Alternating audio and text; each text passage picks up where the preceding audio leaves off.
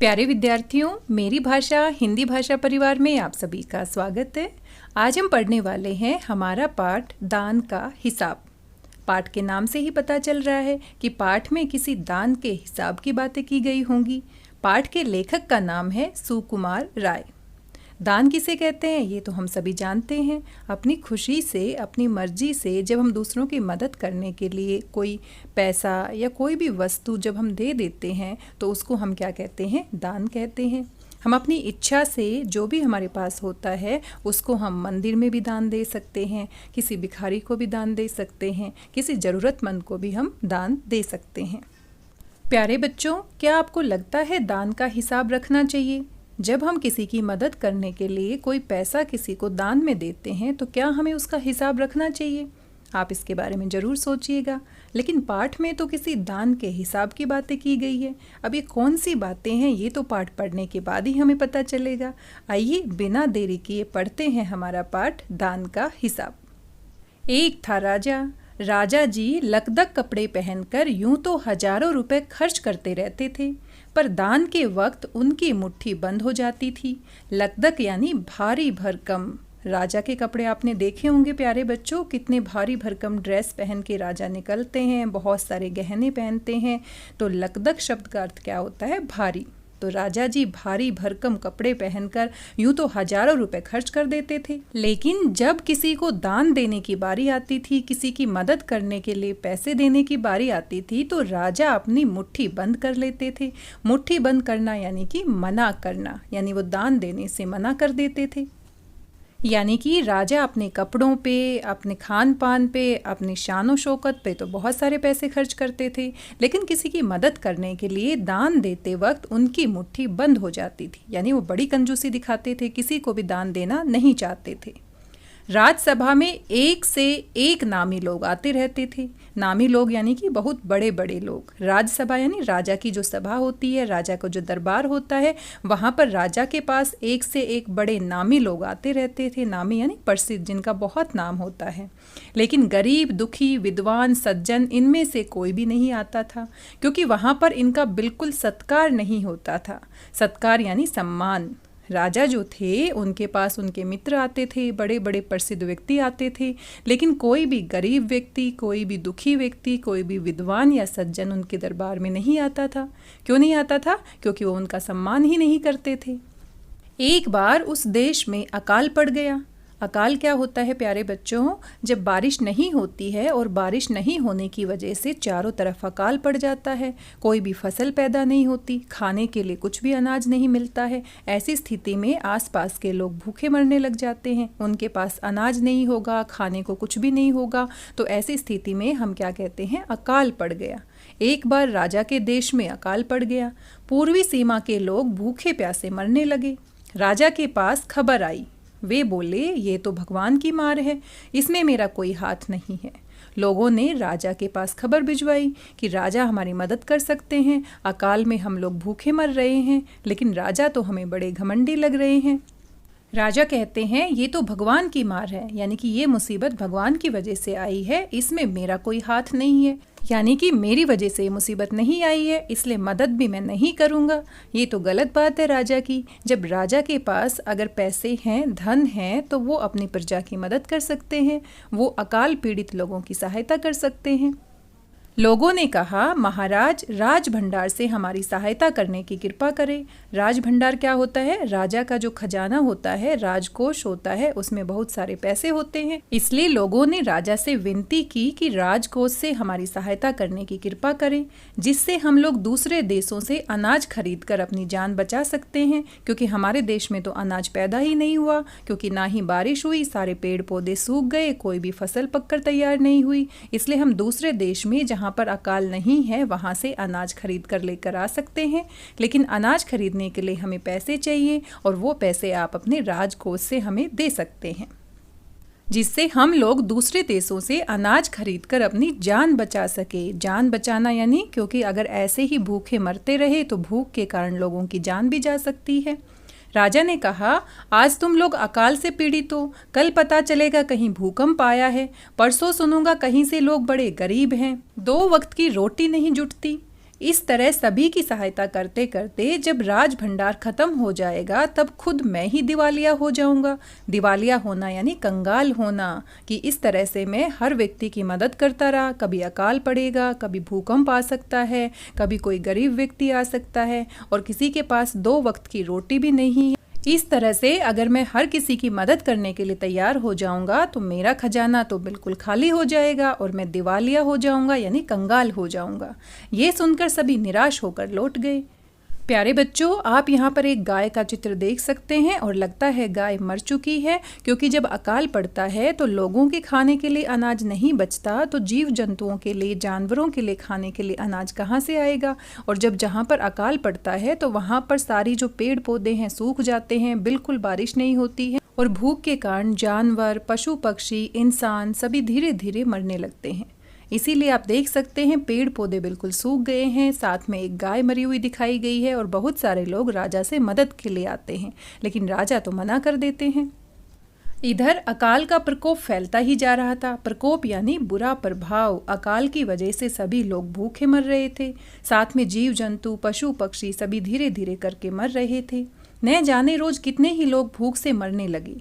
लोग फिर राजा के पास पहुंचे। उन्होंने राजसभा में गुहार लगाई। गुहार लगाना यानी विनती करना।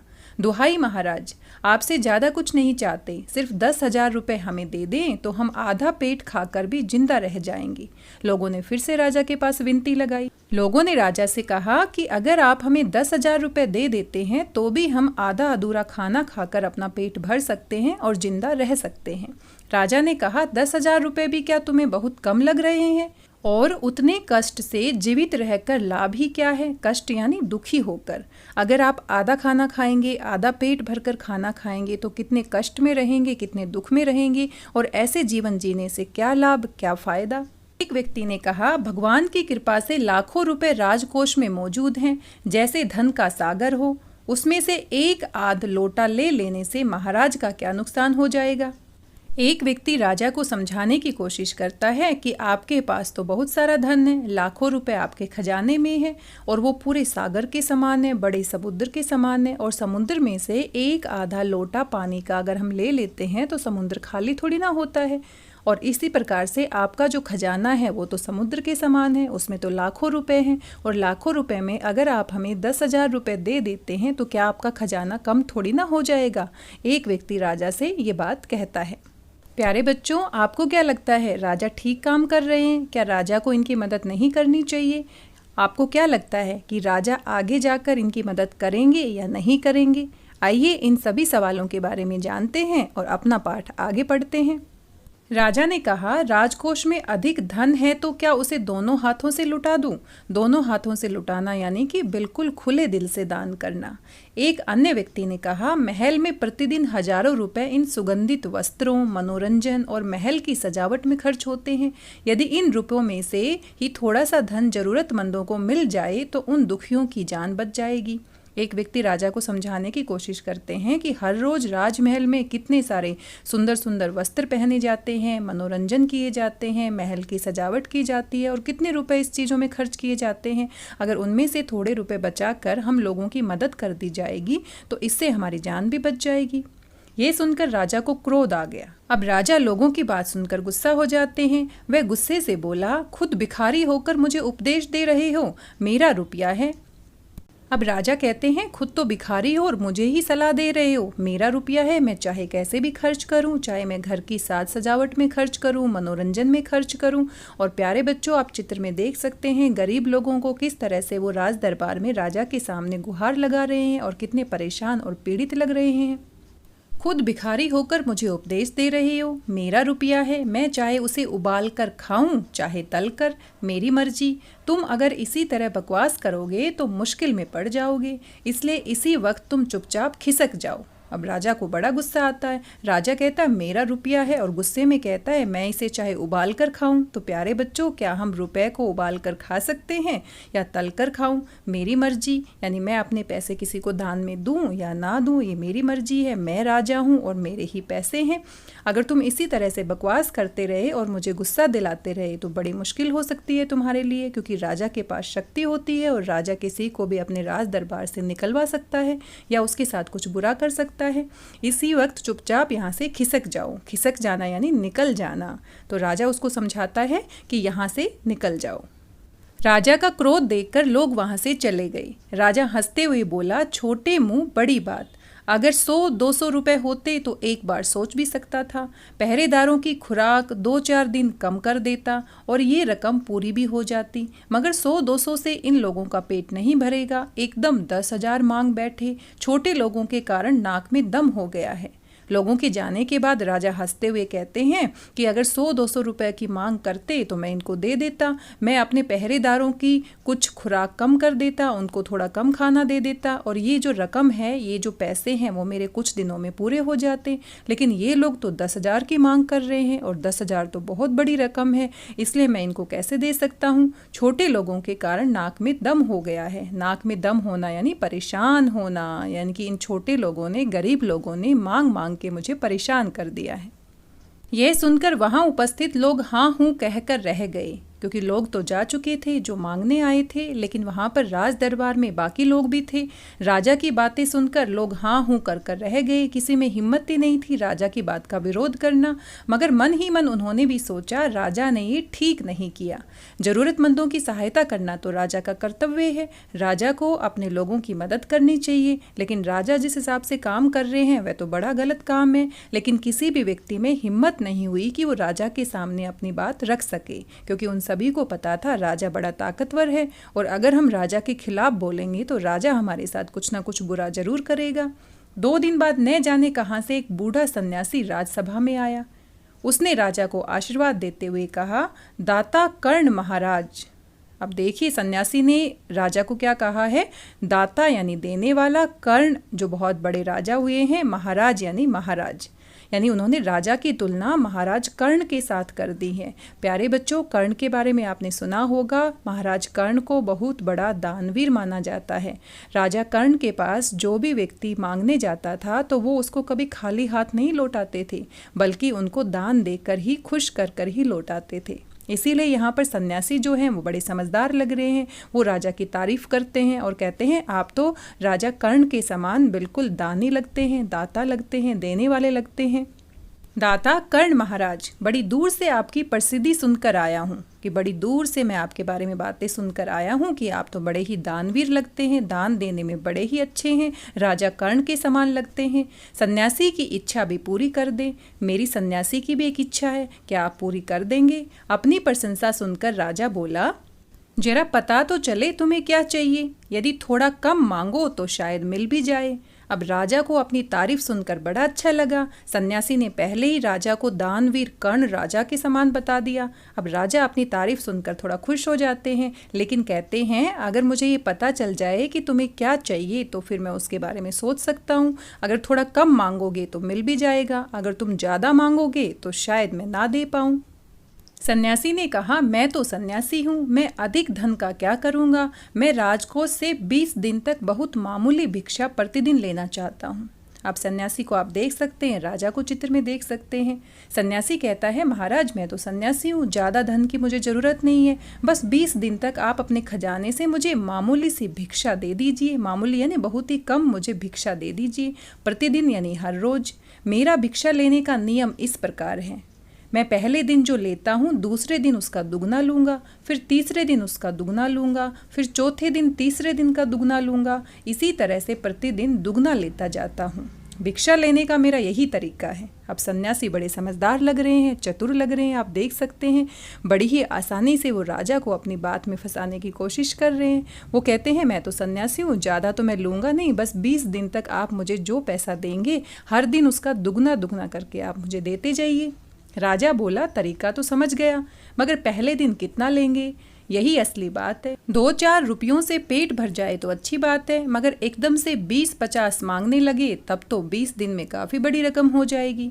अब राजा सोचकर कहते हैं, आपका तरीका तो मुझे समझ में आ गया है, लेकिन पहले दिन अगर आप 20 से 50 रुपये मांगेंगे तो काफ़ी दिक्कत हो जाएगी, क्योंकि हर दिन उसका दुगना करना पड़ेगा। 20 दिन में तो बहुत बड़ी रकम हो जाएगी।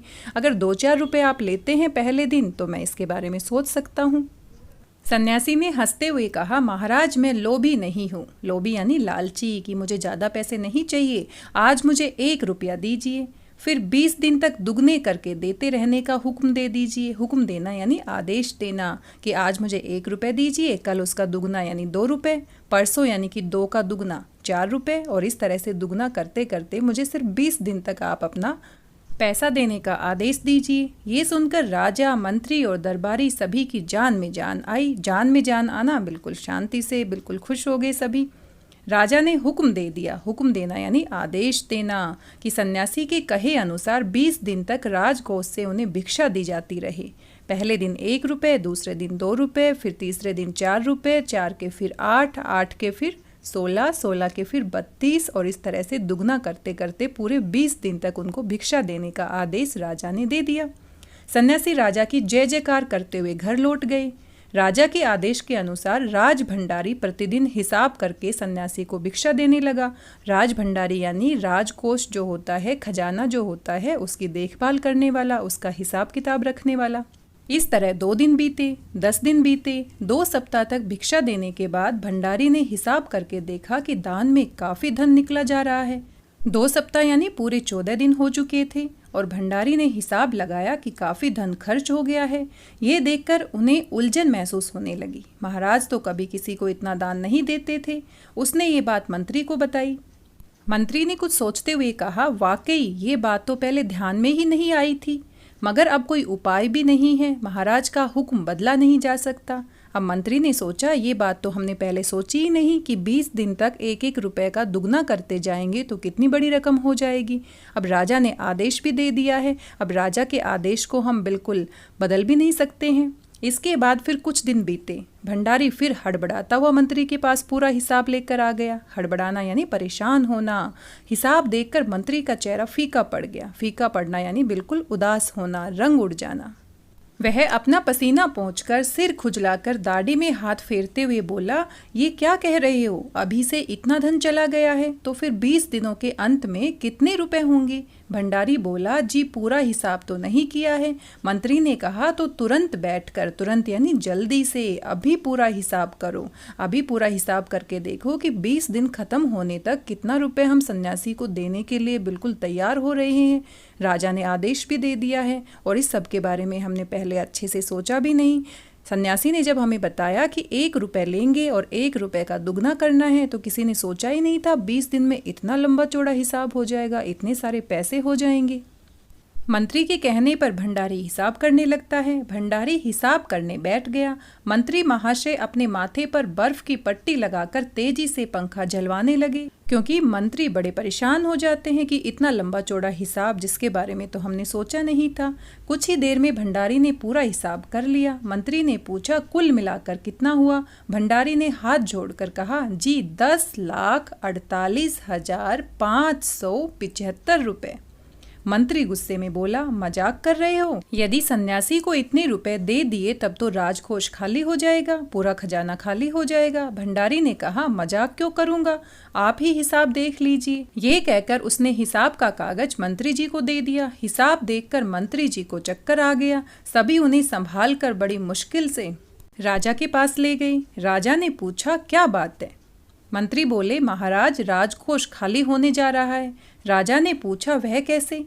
मंत्री बोले, महाराज सन्यासी को आपने भिक्षा देने का हुक्म दिया है, मगर अब पता चला है कि उन्होंने इस तरह राजकोष के करीब 10 लाख रुपए झटकने का उपाय कर लिया है। झटकना यानी कि चालाकी से लेना। राजा ने गुस्से से कहा, मैंने इतने रुपए देने का आदेश तो नहीं दिया था, फिर इतने रुपए क्यों दिए जा रहे हैं? भंडारी को बुलाओ। मंत्री ने कहा, जी सब कुछ आपके हुक्म के अनुसार ही हुआ है, आप खुद ही दान का हिसाब देख लीजिए। राजा ने उसे 1 बार देखा, 2 बार देखा, इसके बाद वह बेहोश हो गया। काफ़ी कोशिशों के बाद उनके होश में आ जाने पर लोग सन्यासी को बुलाने दौड़े। राजा हिसाब को देखकर हैरान हो जाते हैं प्यारे बच्चों, और आप यहाँ पर हिसाब को देख सकते हैं। पहले दिन 1 रुपये दिया गया है, दूसरे दिन 1 का दुगना यानी 2 रुपये, तीसरे दिन 2 का दुगना यानी 4 रुपये, चौथे दिन 4 का दुगना यानी 8 रुपये, 8 का दुगना 16, 16 का दुगना 32, 32 का दुगना 64, 64 का दुगना 128, और इस प्रकार से 128 को 2 से गुना करेंगे 256, 256 को 2 से गुना करेंगे 512, 2 से गुना गुना करेंगे, 2 से गुना करेंगे और पूरे 20 दिन में अगर हम कुल दुगना करके हम पैसे देते हैं तो कुल हमारे रुपए बनते हैं 10,48,575 रुपए। आप देख सकते हैं और आप खुद भी इसका हिसाब लगा सकते हैं। अपनी कॉपी पेंसिल लीजिए और हर अंक को आप 2 से गुणा करते जाइए। अब राजा तो ये सब देख के बेहोश हो जाते हैं। सभी लोग उनको होश में लाते हैं और अब सन्यासी को बुलाने के लिए दौड़ कर जाते हैं। सन्यासी के आते ही राजा रोते हुए उनके पैरों पर गिर पड़ा। बोला, दुहाई है सन्यासी महाराज, मुझे इस तरह जान माल से मत मारिए। अगर आप इस तरह से दान लेंगे और 20 दिन तक मैं 10 लाख से ज़्यादा रुपए आपको दूंगा तो मेरा खजाना तो खाली हो जाएगा। जैसे भी हो एक समझौता करके मुझे वचन से मुक्त कर दीजिए। प्यारे बच्चों, पहले राजा होते थे, वो वचन देते थे और अपने वचन का पूरा पालन करते थे। अब राजा वचन दे चुके थे कि मैं आपको 20 दिन तक दुगना पैसा करके दूंगा। अब राजा यहाँ पर कहते हैं कि मैंने तब सोचा नहीं था, आपका पैसा तो बहुत ज़्यादा बनता है, इसलिए आप एक समझौता कर लीजिए। इतने रुपए ना लेकर आप मुझे मेरे वचन से मुक्त कर दीजिए और कुछ थोड़ा सा पैसा लेके आप मेरे को जान माल से मत मारिए। जान माल से मारना यानी पूरी तरह से कंगाल करना। अगर इतना धन मैं आपको दान में दे दूंगा मेरा खजाना तो पूरा खाली हो जाएगा। अब देखते हैं सन्यासी राजा की बात को मानते हैं या नहीं मानते हैं। राजा कहते हैं, अगर आपको 20 दिन तक भिक्षा दी गई तो राजकोष खाली हो जाएगा, फिर राजकाज कैसे चलेगा। सन्यासी ने गंभीर होकर कहा, इस राज्य में लोग अकाल से मर रहे हैं, मुझे उनके लिए केवल 50,000 रुपये चाहिए। वह रुपया मिलते ही मैं समझूंगा मुझे पूरी भिक्षा मिल गई है। अब सन्यासी ने बड़ी समझदारी से राजा को कहा कि आपके देश में अकाल पड़ा है, लोग भूख से मर रहे हैं, लोग आपके पास मदद के लिए भी आए थे, लेकिन अगर आप समझौता करना चाहते हैं तो मुझे 10 लाख की बजाय मुझे 50,000 रुपये दे दीजिए।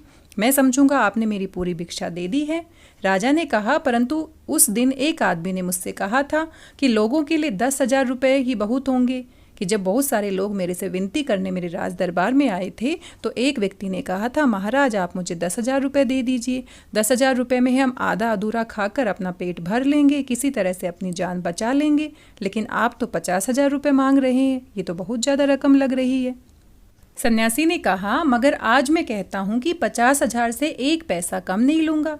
राजा गिड़गिड़ाया, मंत्री गिड़गिड़ाए, सभी गिड़गिड़ाए। गिड़गिड़ाना यानी हाथ जोड़कर विनती करना, मगर सन्यासी अपने वचन पर डटा रहा, अपनी बात पर डटा रहा। आखिरकार लाचार होकर राजकोष से 50,000 रुपये सन्यासी को देने के बाद ही राजा की जान बची। पूरे देश में खबर फैल गई कि अकाल के कारण राजकोष से 50,000 रुपये राहत में दिए गए हैं। सभी ने कहा, हमारे महाराज कर्ण जैसे ही दानी हैं। यानी सन्यासी ने ये बात अपने ऊपर नहीं ली कि मैंने राजा से 50,000 रुपये लिए हैं, बल्कि सन्यासी ने ये बात चारों तरफ फैला दी कि राजा बहुत बड़े कर्ण हैं, बहुत बड़े दानवीर हैं, जिन्होंने अपने राजकोष से लोगों की मदद करने के लिए पूरे 50,000 रुपये राहत के लिए लोगों की मदद करने के लिए दिए हैं। तो आप देख सकते हैं सन्यासी कितने महान हैं, कितनी समझदारी से उन्होंने राजा से पैसे भी ले लिए और साथ में राजा को प्रसिद्ध भी कर दिया, ताकि उनकी प्रजा के मन में राजा के प्रति कोई वैर भावना ना रहे। सन्यासी चाहते तो खुद भी पैसे दे सकते थे, वो ये बात भी फैला सकते थे कि उन्होंने पैसे राजा से लिए हैं, लेकिन उन्होंने ऐसा नहीं किया। इसीलिए प्यारे बच्चों, जो सच्चे साधु होते हैं, सच्चे सन्यासी होते हैं, वो बहुत समझदार होते हैं और उनको अपने नाम को प्रसिद्ध करने की लालसा नहीं होती, वो बिल्कुल भी लालची नहीं होते, वो निस्वार्थ भाव से लोगों की मदद करते हैं।